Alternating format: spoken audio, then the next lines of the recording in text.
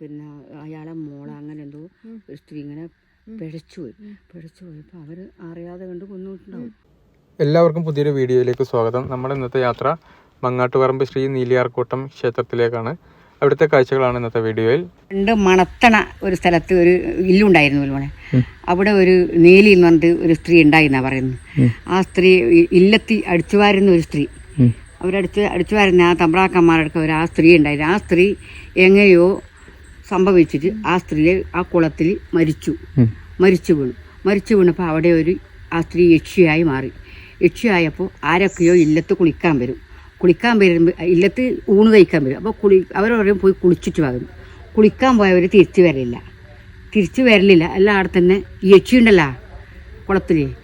അപ്പോൾ തിരിച്ചു വരാതിരുന്നിട്ട് വയ്യ ഒരു തിരുമേനി വന്നിട്ട് എനിക്ക് ചോറ് വേണമെന്ന് പറഞ്ഞാൽ പറഞ്ഞു നിങ്ങൾ അവിടെ പോയിട്ട് കുളിച്ചിട്ട് വാങ്ങുന്നു. കുളിക്കാൻ പോയപ്പോൾ അമ്മ യക്ഷി വേഗം താളി പീഞ്ഞിട്ട് ഇത് സാധാരണ കൊടുക്കുമ്പോൾ തന്നെ കൊടുത്തു. അപ്പോൾ ഈ സാധാരണ എല്ലാവരും തലയിൽ തേക്കലാണ്.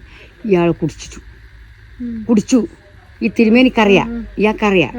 കുടിച്ചതിന് ശേഷം ഈ ഞാൻ നിൻ്റെ കൂടെ തന്നെ വരുന്നു, നീ എവിടെയാ പോകുന്നു, ഞാൻ നിന്നിൽ ഞാൻ തോറ്റു നടക്കുന്നതാണ്. അങ്ങനെ നരിയും പശുവും പുലിയൊക്കെ മേയുന്നൊരു സ്ഥലം മാങ്ങാട്ടുപറമ്പിൽ.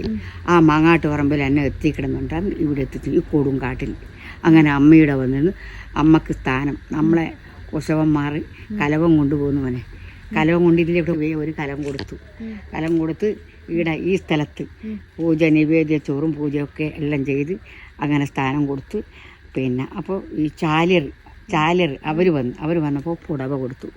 പിന്നെ തീയർ വന്ന് ഒരു കലശത്തിനും കള്ള് വേണ്ടേ, കള്ളും കോഴിയെല്ലാം വേണം. അതിപ്പം മുടങ്ങിനി അയാൾ വരുന്നില്ല. അതുകൊണ്ട് ഈ കാലഘട്ടത്തിൽ കുറേ ആയി 10-30 കൊല്ലമായി മുടക്കിയിട്ട്.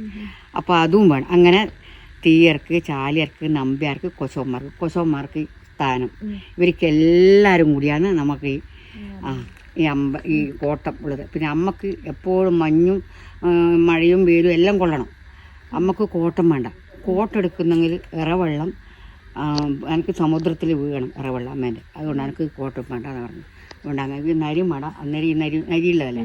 ഈ മണ്ണ് നമ്മൾക്ക് കുഞ്ഞുമക്കൾ മണ്ണ് തിന്നെങ്കിൽ ഈ മണ്ണ് വാരി നമ്മൾ കൊണ്ടുകൊടുക്കും കുഞ്ഞക്ക്. അപ്പോൾ അവർ വാരി തിന്നു. പിന്നെ അവർ മണ്ണ് തിന്നില്ല.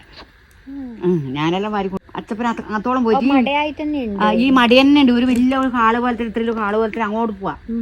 ഇത് ഇപ്പത്താണ്. അപ്പോൾ അതിൻ്റെ ഉള്ളിൽ പോയിട്ട് നമ്മൾ ഈ ചോന്ന മണ്ണ് ഈ മണ്ണ് വാരിക്കൊണ്ടുവരും. അമ്മേരെ മണ്ണ് വാരിക്കൊണ്ടുവന്നിട്ടാണ് ഈ ചോന്ന മണ്ണ് വാരിക്കൊണ്ടുവന്നിട്ട് നമ്മൾ മണ്ണ് തിന്ന കുട്ടികളില്ലേ അവർക്ക് ഇട്ട് കൊടുക്കും. അപ്പോൾ അവർ 1-2 വട്ടമൊന്നും പിന്നെ മണ്ണൊന്നുമില്ല.